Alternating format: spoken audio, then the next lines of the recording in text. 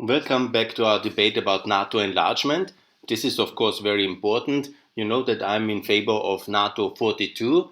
That means 12 more additional countries towards joining the North Atlantic Treaty Organization. That's really very important, and I hope that after the presidential elections in the US, now on the 3rd of November, there will be more courage and more leadership. We have to confess that also President Trump really has included two more countries, Montenegro and North Macedonia. That was major progress. But hopefully there will be now President Biden. I support him to be president. And hopefully he will really somehow show more leadership, more unity, and which countries should join NATO in the coming decade. Obviously, best faster. And that's basically from Ukraine to Georgia to Moldova, free from the Eastern Partnership. And then the three remaining countries of the Balkans. That means Kosovo, Bosnia, and ultimately Serbia as well. And obviously the six neutral or semi-neutral countries like Sweden, Finland, Ireland, Malta, Cyprus, and Austria. I say semi-neutral because anyhow they're in the European Union, and in the European Union, neutrality is basically ridiculous. Yeah?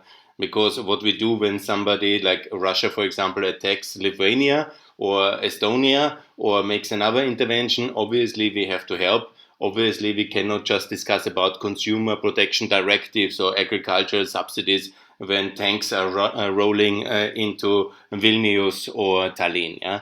So the idea that we can escape any kind of solidarity and common defense in the European Union is ridiculous, and so it makes no sense to stay neutral. And the real partner, obviously, is the United States of America. And here it's very important that we build this stronger NATO and end this kind of soul-searching and anti-Americanism which we had in the last years. And how to do that, obviously, my proposal is that the EU itself, as an organization, as a political union, joins NATO, and so we can bypass all these neutral kind of considerations, which anyhow only historical reasons and anachronistic completely. So that's really the plan. NATO 42, 12 new members, and also the EU itself joining NATO. I think that's the way ahead. And here is actually the great power couple, Mr. Stoltenberg, Mrs. Ursula von der Leyen. They are both very strong also in defense, with Mrs. von der Leyen being the former German defense minister. So it's a unique opportunity to really go ahead in the next 4 years to achieve this new level of unity. And I hope that this will be done. So when it comes to the basic considerations, because there is a lot of idea about Europe going alone, European sovereignty, all this French kind of philosophy, which has brought us so much misery, and this is totally wrong, obviously, and I will explain exactly why. Because Europe, from our geography, basically, from our history, we have these two big superpowers. Russia is maybe a smaller superpower now than the Soviet Union, but we have these two superpowers in Europe, and naturally, because of closer distance and more economic interests and easier logistics, obviously Europe is a continent dominated by the largest land power there is and the most aggressive one. So ultimately, without America involved in Europe, we will be dominated by Russia. It's simply much bigger by population than the next states, that's Germany and Turkey, and it's considerably bigger than both. And it is actually close to, it has 145 million people, and Germany and Turkey together have just 160. So it's really a big difference between number one and number two. Obviously, it's more aggressive and it's more bent to war. So Russia would dominate most of Europe without America. So the question is ultimately not a European sovereignty under French protection, which will always lead us closer to Russia, because the French will always have the inclination to balance with Russia, and that's their history and that is their future. And they are not strong enough to defend the whole European continent, and it will lead then to a Russian-dominated Europe.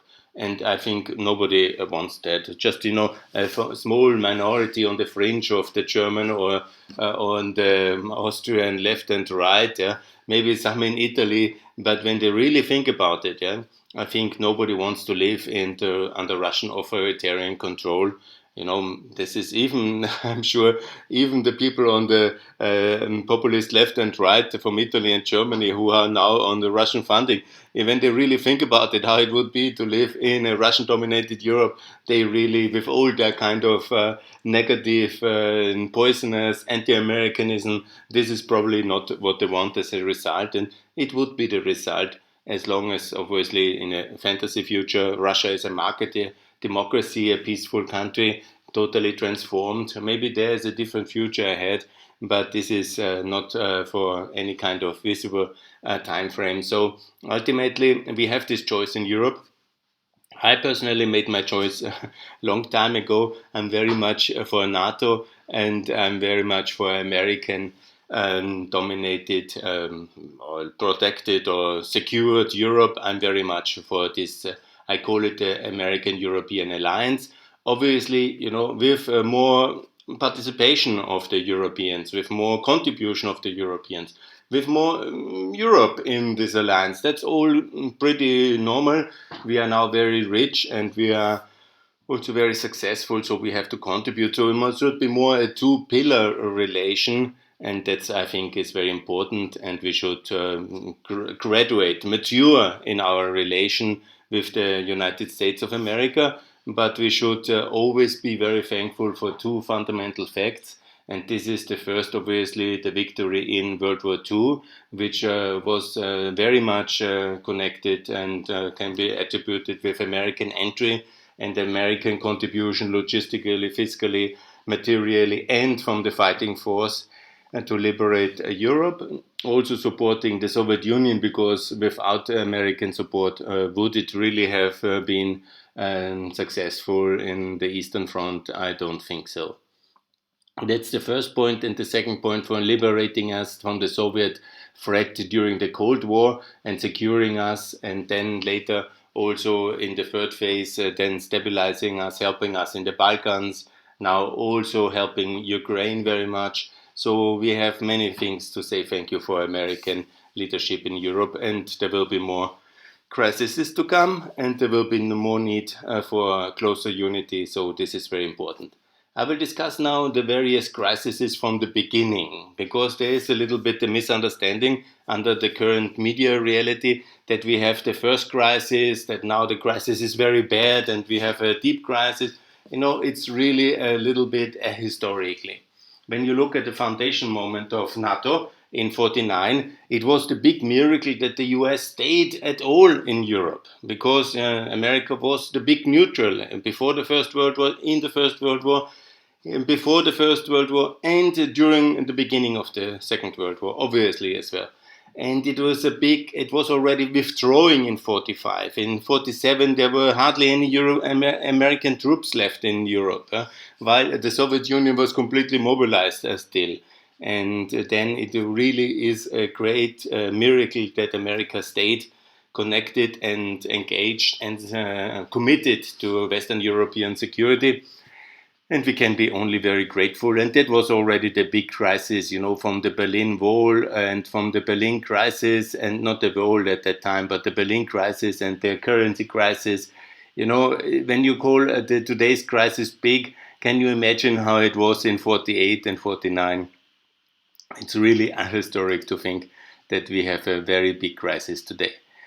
Then came the next big crisis, obviously, that was also connected with the Western Germany and the issue of Western German NATO accession.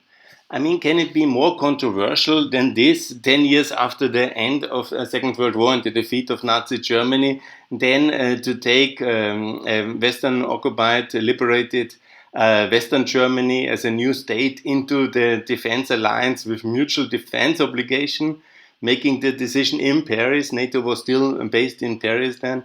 I think it was really very controversial for the French, especially, and given the history of German-French controversy and antagonism and enemyship. And there is this big story about the wife of the French minister who was voting under American pressure to say yes, and his wife has lost the son by Nazi terror in one of the concentration camps. She came in black dress to that meeting, and he has to vote yes. He voted yes. His wife told him to vote no. I mean, the emotional level and the crisis level this must have been in the year 55 between the Western Allies to make this courageous decision. And I cannot repeat it so much because it's so important that it was the decision to integrate Western Germany in NATO and in the EU, obviously, and in the West with all its manpower and industrial capacity, and also the direct front during the Cold War on the German border, the prosperity differential which developed, and because of this division, I think is this one which really ultimately 40 years later led to the end of the Cold War and to the victory in the Cold War of the West. So this is really very powerful moment of crisis, but with a positive resolution for NATO and should be celebrated.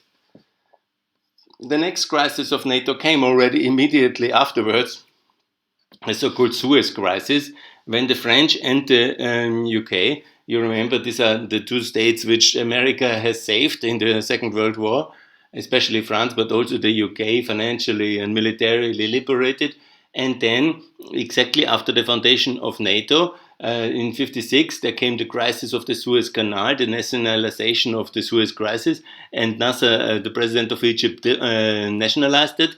And then the French and the British, and together with the Israelis, made this militarily quite successful attack behind the back of the President Eisenhower, the former supreme commander of the Allied forces in Europe.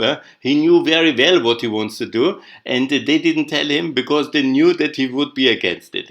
So they did it anyhow, and he was really angry, and it was a major crisis of NATO, obviously, and he insisted that they will leave, and later it was a complete debacle for the British and the French, obviously.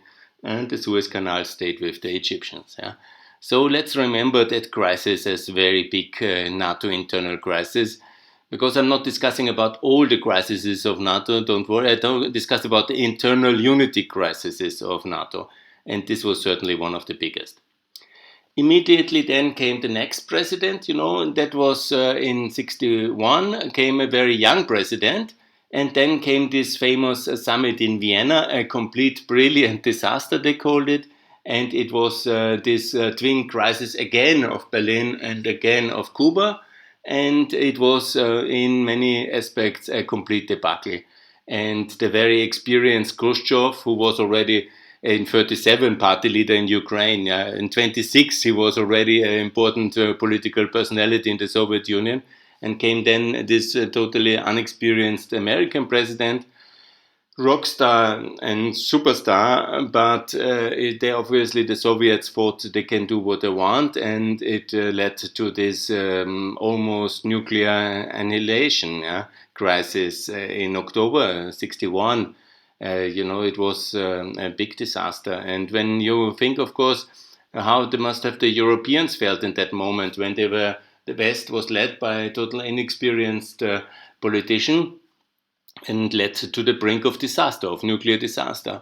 Certainly, the internal unity of NATO was not very big in that year of 61. Now came to the next big crisis. Sorry, I called it the love-hate relationship of France. And it is then the big crisis on the 30th of March, I propose as the day to remember, when basically NATO closed its headquarter, its military headquarter shape and had to move to Belgium, next to Mons, where it's today. And it was called in Rocquencourt, next to Paris. And it was until then, most people might have forgotten, that NATO was based in Paris. But it was the second term of de Gaulle. He was getting a little bit older that year. Probably he also forgot a lot of the things America and the Western Allies and NATO did for France, but he was a little bit quite angry about the debacle in Algeria, and he was getting a bit old. But nevertheless, it led to this big crisis, and NATO left towards Brussels, not voluntarily. So when it comes to an internal crisis, I call it the fourth big internal crisis. We have to mention that certainly as one of the biggest crises. It took quite long until then 67 to it was 2009 when France really fully returned into the military coordination of NATO. So then came the next big crisis already. We are talking 67, and this is already then the year 25th of October. I have chosen this date. It was the big crisis in the Israeli war. And then first of all came the Nixon currency shock. In 74 came then the Nixon resignation. Then the big bombing of North Vietnam. That was also very controversial. And the Western Europeans like Germany, Austria, Sweden going completely left and anti-American. And then it was the big Yom Kippur War, that's 73, when the Americans went on DEFCON 3, and then obviously wanted the Western European allies and NATO to also defend Israel. That's obviously always a very controversial question. Luckily, Israel mainly could win this war itself, with help of America certainly. But when you see, it was one of the key moments of, there are so many in the 70s, because it was a very weak period of the West with the whole Helsinki momentum, and with the whole terrible 70s from Vietnam withdrawal to Afghanistan, and the $2 shocks, the loss of Iran. I think you cannot really describe how terrible the 70s really were for the West. It was our worst decade, no doubt, with hyperinflation, economic crisis, currency shock, and so on and so on. But I choose that moment as the fifth big crisis of internal cohesion of NATO, when basically American and European allies really were at loggerheads about how much to involve into the Yom Kippur War. So comes the next big crisis. I think it's crisis number 6, if I count correctly. And there I have chosen the 22nd of November, the day when the double-track nuclear rearmament in 83 was finally passing the German Bundestag. You could also choose the 12th of December 79. Yeah? But, you know, there was cohesion, but it was the process from 79 to 83 when it really then started the American nuclear warheads, serious one, Pershing II, deployed then in Western Germany again. And obviously, you know, the amount of protest, you know, the level of public discontent, yeah, with that decision and with that implementation, and the leadership it took from Kohl, from Genscher, from Reagan, from Thatcher to really implement this, yeah. And it was certainly the one moment when you look back, you know, together with Western German integration in NATO, but the rearmament nuclear of Western Germany, it was then leading, obviously, to change of perspective in the Soviet Union, Gorbachev, and all the process which came later. So when you come to leadership, when it comes to controversial decisions, when it comes to disunity between the publics and the elites, I think you cannot beat that moment. Yeah. But okay, we then won the Cold War, and then it was a moment of, German unity. Finally, the French consented, the British consented. It was all very complicated. Eastern Germany was, by surprise, immediately then joining NATO. It was the fastest accession ever. And then we had, obviously, the next big crisis with the French when it came about Mitterrand's pro-Serbian policy and the blocking the NATO intervention from 91 to 95. And it was a big crisis. I have chosen the moment, 28th of June, 92, when Mitterrand had nothing better to do than to go to Sarajevo, creating a lot of hopes on a very controversial day on Vitustan. And the day of the assassination of Franz Ferdinand and of the Battle of Kosovo, he went to Sarajevo. Lot of confused symbolic. He had a lot of hope that he will do something. But then what he did is bringing more UN soldiers who had a very weak mandate and ultimately ended up as hostages. I've made a slide on that one. You have seen it maybe on the Balkan Wars, when ultimately in 95 then the UN soldiers were then hostages. So that was a major crisis about the Balkans. It took then until 95 to settle that. I have not included the Kosovo War because, the unity of 95 worked basically as well to 99. While it was controversial, it was relatively internally not a big crisis of cohesion to intervene in Kosovo. But then also came the 9/11 moment. That was the moment of greatest unity in NATO, and also first time Article 5. And, there was a lot of unity. Afghanistan, a lot of unity. But then came the 2003 crisis.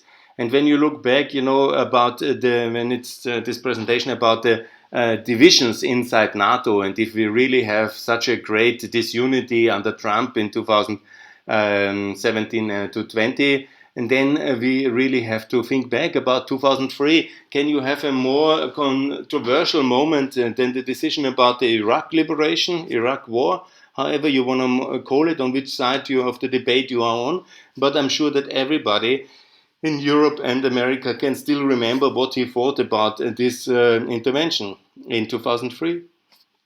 And, when it comes to disunity, I choose the 5th of February 2003, the UN Security Council presentation of the American Secretary of State, and it was really kind of, controversial, let's call it, and a real test for transatlantic unity. You remember Schröder and Chirac at that moment united.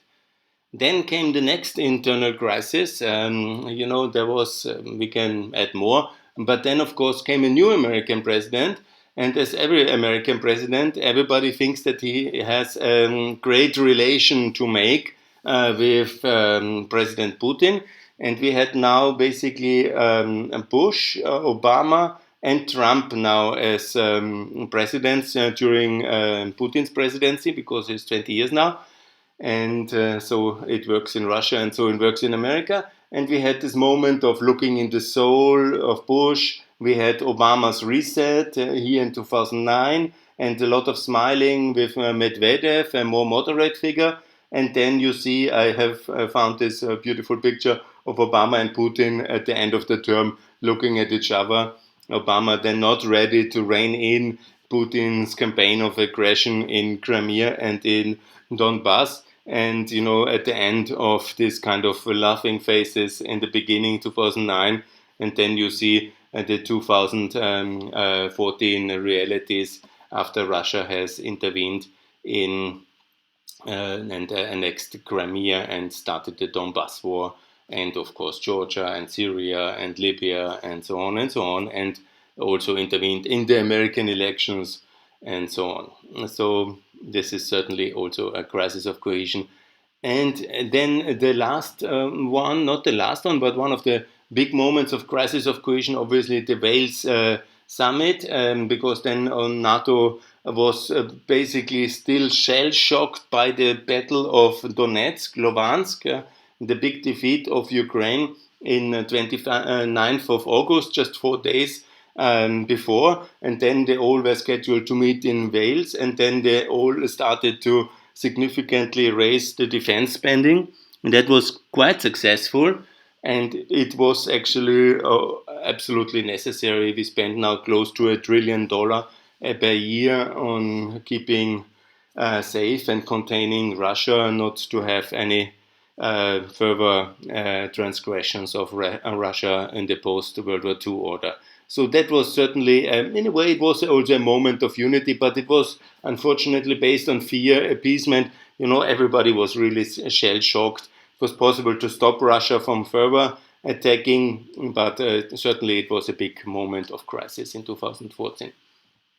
And then we have this moment of disunity, and of course Trump's anti-NATO populism, with the budget, with a lot of things, and pushing the Montenegro prime minister aside who just joined.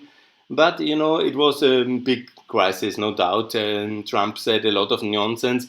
It's always good to remember that he always said that also in the 80s, in the 90s, he was always this kind of bizarre figure on the American fringe politics who was saying all these anti-NATO things. Yeah, the Russians certainly noticed, and it was a major crisis. But let's also honor this period because we had two new members, Montenegro, North Macedonia. So we could have made a little bit more patient because everybody knew what will be happening. And European leaders have also to be criticized because they were not over the kind of simplistic anti-Trumpism. They could have basically also showed a little bit more patience during this period because ultimately America is America and not only one president for a period. Yeah?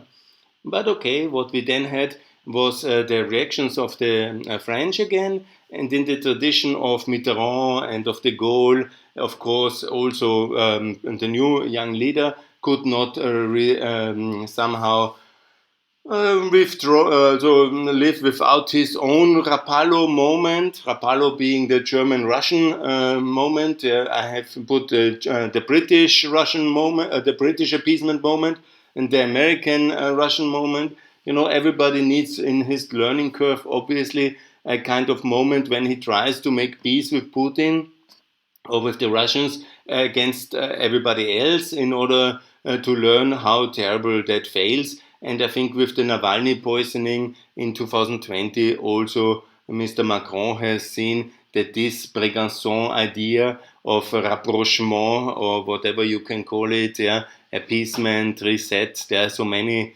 words, basically that always means that you sell out the Eastern European securities to the Russians. Yeah? That's what all this means, and that's obviously what is a terrible failure because the Russians also can only perceive this as weakness. They divide and rule the Europeans, make deals with the Germans, British and French, and can then do with the smaller nations what they want.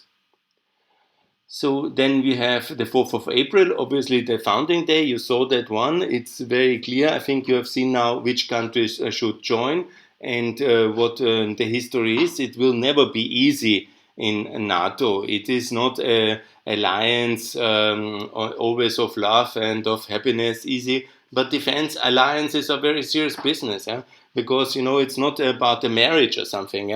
This is in the case of war, you die together, you pool resources, you defend each other. This is a very powerful thing in alliance, and it will never be easy, and it will never be without conflict. So we have to see that in the course of our unification, we also have to join NATO directly in order also to strengthen the European pillar and to strengthen the NATO. That's very important. I also want to talk shortly about the budget debate because here some things have to be really clarified. We have three big budget items internationally. That's defense, that's international development, and that's obviously regional and global good governance. In the European case, it always has to be understood that the Germans and others are paying massively already in Eastern European solidarity and reconstruction, meaning the European Union is very much about that. And it's, in some countries, maybe there's less need and less understanding for budget increases in defense, like in Germany. But Germany is spending significantly on Eastern Europe, and that's very important. So we should have a 5% target, and two for defense, one for development, and two for global regional governments. And that's basically 5% of GDP, and every nation should have that. The USA is a state union, doesn't have a regional platform so much, maybe the American states, but that's a different story. But America obviously is also more capable to project power that Europe will never be in the same sense. So it's very logical America spending more on defense, but also should spend then more on international development. Yeah, this is very important, especially now after the Corona crisis. We need more global governments, more global redistribution, more institutional frameworks. Yeah. And we also have to see that the Europeans see these three pillars, like 1% development, 2% for the EU. Here we also need to increase, and 2% for defense.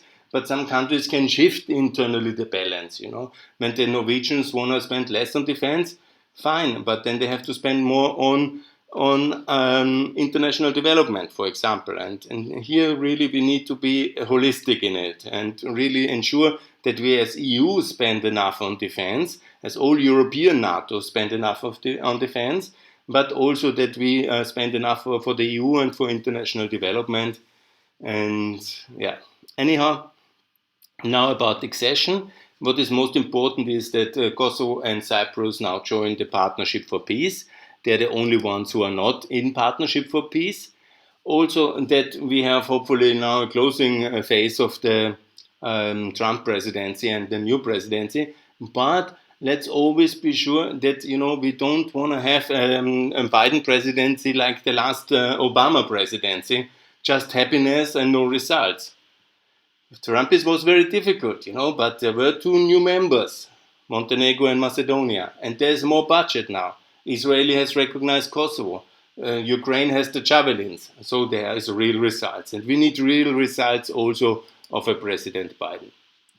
Then we come to the Austrian-American Day. That's what I recommend very much for unity of in NATO, that we remind ourselves how much we have to say thank you to America, and also then to join NATO from Austria, obviously, and to end all this pivot to Putin, which the Austrians have done in the last years or all the time. I've made many articles about it. It's really outrageous how in exactly Vienna and Budapest, but also Belgrade and all the Central Europeans, they run to Putin for cover, and it's on many issues totally unjustified. There's also the issue about nuclear disarmament, and some Europeans always calling for an end of nuclear weapons. Sounds nice, but please let's make sure that the Russians and the Chinese really, as authoritarian and dangerous states, start with that. Let's not forget the only country which really has resigned nuclear weapons, that was obviously Ukraine, and 20 years later, after being neutral for 20 years, it was attacked by Russia, one of the signatories of its neutralities. When it comes to Serbia, let's not forget the point that Serbia is really pretty anti-NATO. That's something we have to discuss with the Serbian authorities. They want to join the EU without joining NATO, but that will not be possible. That's really something which cannot happen. And a country which thinks that the NATO intervention 99 was a crime and says that in 2019, the president certainly we don't need in the EU under these conditions. Yeah? And this is a serious discussion we have to have. The 15th of May, the EU Day Against Neutrality, European Day to commemorate the fallacy of neutrality. I don't have any example where neutrality really worked. I don't see that at all. It's really a mistake historically, and we should really all join NATO. When you see the Belgian neutrality, the Ukrainian neutrality, it is really the Italian neutrality in First World War. These are all wrong policies and have not been really successful. So now let's make sure which is the next country which should join NATO. That's obviously Bosnia. It's ready and it's pro-NATO, and it should join now as the next country already in 2021. Then Kosovo is very much pro-NATO, is already secured by NATO, and should be the 32nd country in NATO. And then obviously it's time also for Serbia to be invited. If it really doesn't want, we have to discuss this with the Serbian population above the head of the elite, which is has different priorities seemingly, but that would be really necessary for Serbia to join NATO if it really wants to join the EU, obviously. Then we have to see for Cyprus, it's much better to be united as a free federal Cyprus in NATO. The same is then also for free Georgia. In that case of some parts being occupied, you obviously can join and be secured only the free parts. But based on the German model, then these regions have the choice for unification and for joining free federal NATO and EU Euro member Georgia. And that's obviously the same also for Ukraine as number 6. I always put Adenauer here because the model is always the same. The free parts join Euro, NATO and EU, and the occupied parts can later join the BRD or the Free Georgia, Free Cyprus, and that's the way it was done with the GDR, and it's the best way for all these breakaway regions. So here comes then Moldova, 37, and the same applies. Malta, obviously, and 38. Then 39 is Austria, 40 is Ireland, a very specific case. I really don't understand why Ireland is still not in NATO. It's protected by the Americans, obviously. And just, colonialism or anti-colonialism of the past or is not really enough for a reason to stay neutral. The same for Finland and for Sweden, which are the most serious neutral countries. They take their defense very seriously. Obviously, they should also join NATO.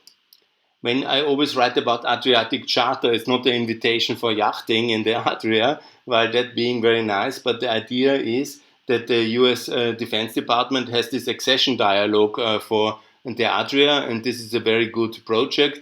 It has worked very well for the Croatians, for the Montenegrins, Macedonians, and Albanians, and will work very well for the Bosnians and for Kosovo. And here, all the neutrals and all the future accession dialogue for NATO should be concentrated and worked very well, and that's really the best format.